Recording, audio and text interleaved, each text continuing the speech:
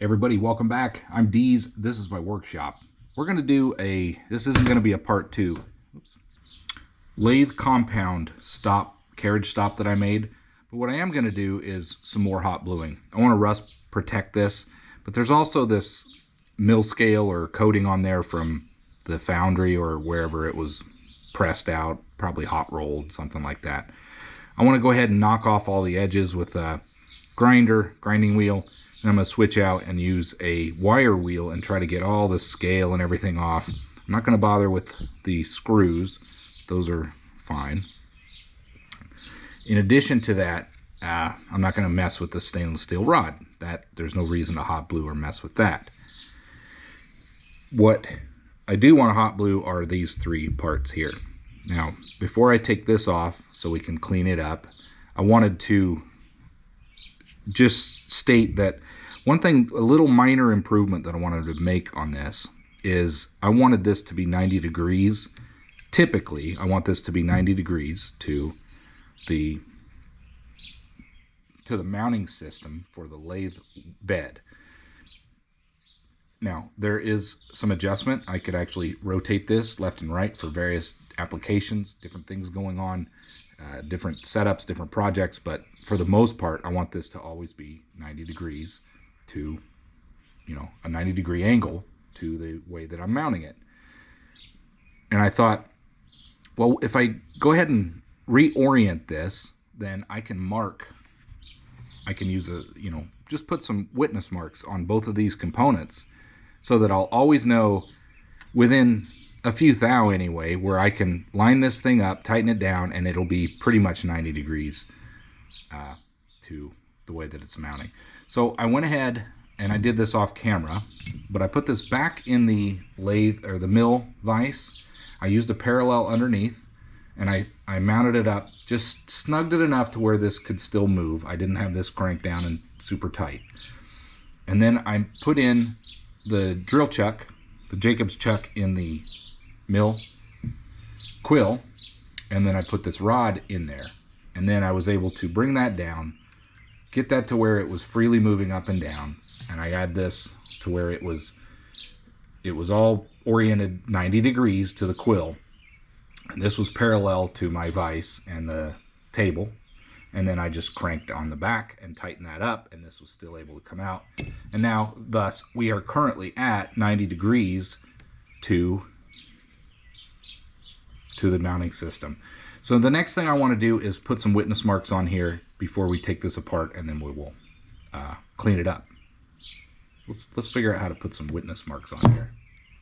Thought I would use this somehow. The marks do not actually need to be perfect in the middle or anything. They just need to be visible so that you can line them up.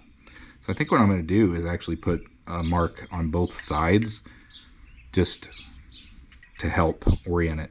And I might go ahead and just kind of mark it for now, and then take it off and use maybe this square to put a little bit better of a line on there. I want to make sure, these were just marks that I made for production and all that, but I don't want to lose these marks once I have that. And of course, I could always go back and use the same method to mark this again and get it lined up. But let's go ahead and just put a scratch here, and then we'll put one down here. Yeah, it's there. So it's tough to see, but it's not exactly straight, but those are the two marks that we have. And let's do this side too while we're at it.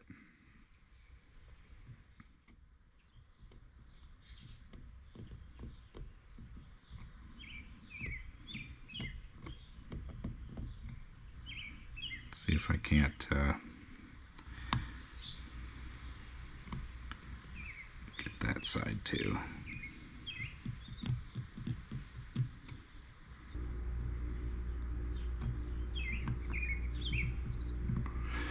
So the next thing I want to do is take this apart. I'm going to get out my bench grinder, soften all of these edges on the sides, and then put the wire wheel on and try to clean off as much of this scale as I can. Then we'll move on to doing our hot bluing.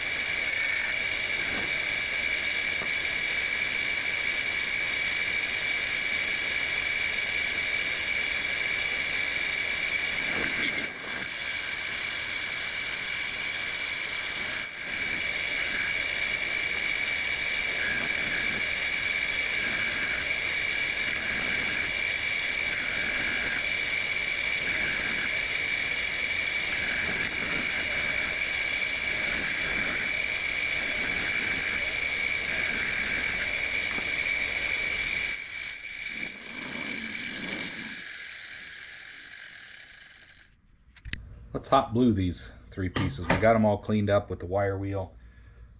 And before they rust again, I want to get these heated up and dipped in our oil. This one might be a little tricky, so we'll just give it our best. Let's get these heated up. I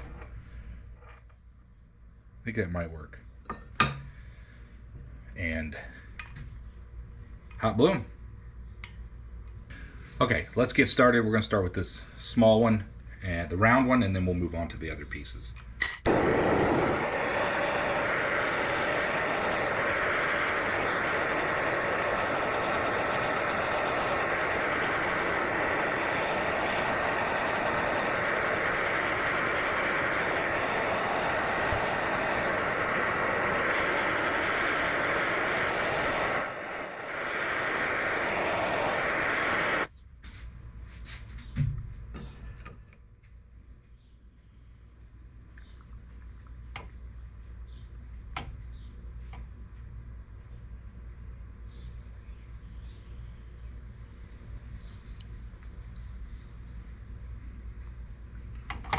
I have to do that one again, but leave that in there for now.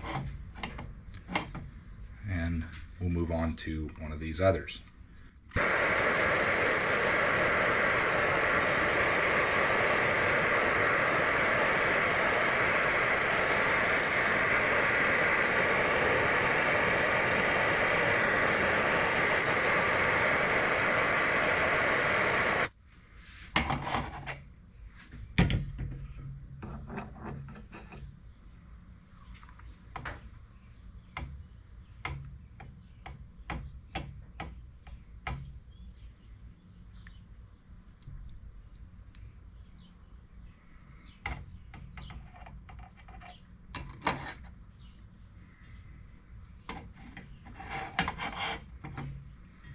And we'll do this last one.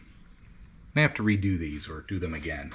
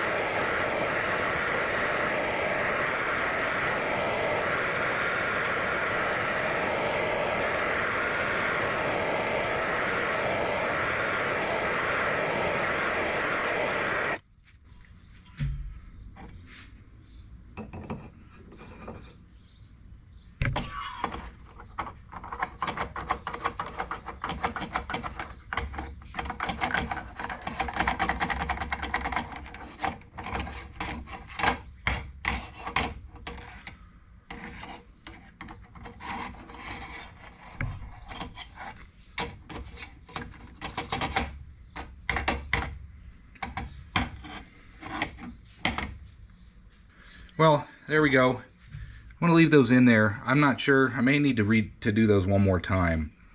I don't know if I have I'm trying not to bring them to a cherry red. For hot bluing, you shouldn't need to go to cherry red, but I'm just trying to protect them. So I'm going to let these cool down, and then we'll evaluate them and see how they turned out. I'm just going to leave them in there until they cool down. Let's take these out of here and see how these turned out. And that one looks pretty good. I got this one a little hotter than the others. Hopefully the others turned out really well too. May just go with that for now, and then that doesn't look too bad. These drip a little.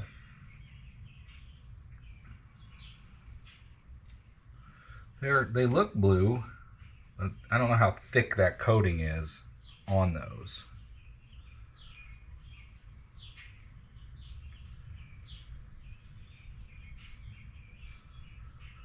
But we're gonna go with that and see how that turns out. They look really cool. Let's get this put away.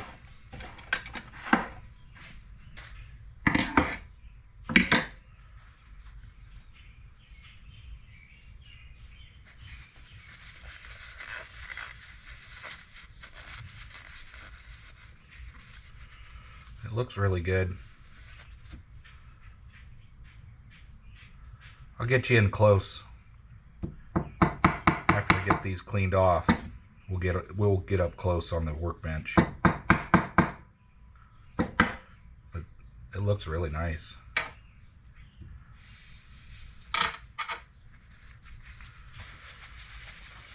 Here's a smaller one.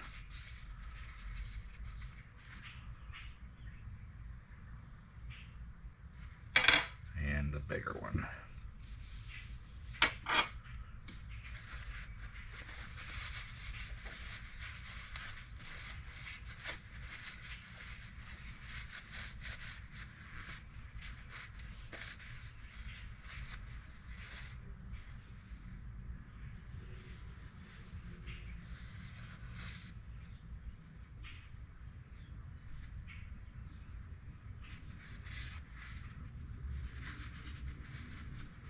It looks good. Let me bring you over to the bench and we'll get a closer look together. Well, we got these hot blued. I may have to give them a second coat, but I'm going to go with this for now. They look really nice. I don't know how much rust prevention I'm going to get out of that, if usually the ones I've done in the past, they've been darker than this, but these are really a really nice hue. I'm going to see if that keeps the rust off. If it doesn't, we'll clean them up again and try to hot blue them again, give it another try. But hopefully that is just enough of a coating to keep them from rusting. Here's the smaller piece. Looks pretty good. There's the ends. And here is the longer piece. And it looks like I lost my witness marks. I'm going to have to probably redo that, but regardless, it's fine right now. Anyway, I think we're ready to finalize this second part, so to speak. It's not a part 2, but it's still a continuation of this project. So let's get this piece on here. Yeah, I don't see. I rubbed those off. I figured that could happen. Oh, there's one there, and there's one there, but I don't see the marks on this bar. That's okay. We can always do that again. So let's put this on.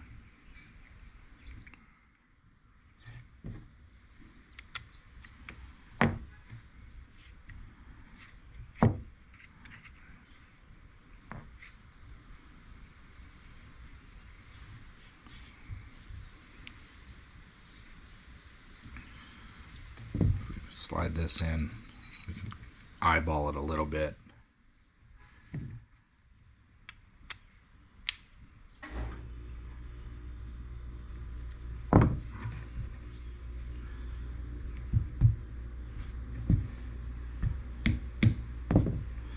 Anyway, that's pretty good there.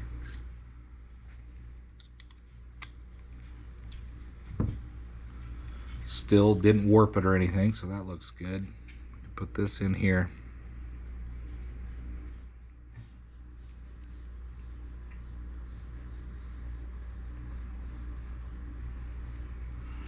That will keep that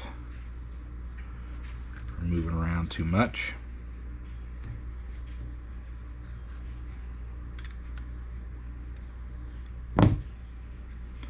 And then this is our last piece, and it will go onto here.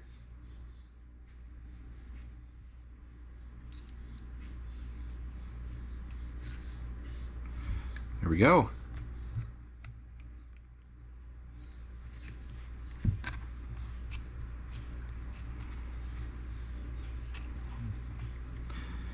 Must be a goofy thread thing there. I'll get that cleaned up.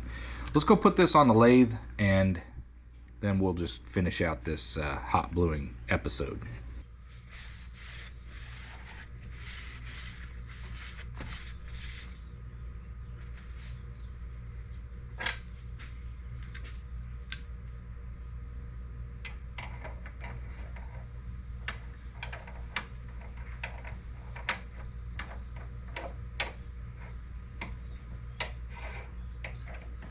It's about like that.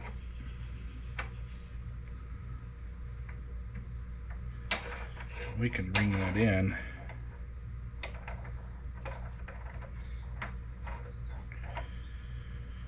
You got, when I'm using this, I'll need to be careful not to make sure my chuck hits it at all. This is here, it's ready. We just got to bring this in, give it a snug down. Come on.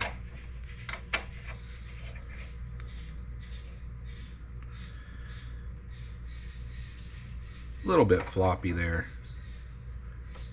I don't know what the deal is. Give me a second here.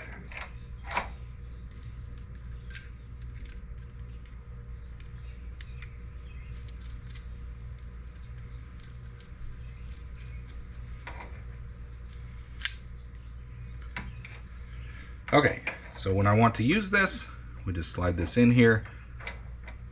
That will go back there. Bring it up.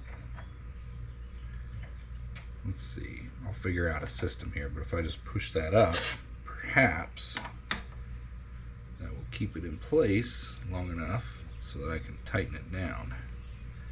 Yeah. We just give her a little bit of a snug down, and that's not going anywhere. Then if I want to bring this up, we have our positive stop. And if we wanted to make another adjustment, loosen that up, bring that out, tighten that up, and now we have another stop. There we go. It looks pretty good. Now I have a lathe compound stop. Quite happy with that. Simple design, but effective, and anyone could make that. Thanks for watching. I hope you enjoyed.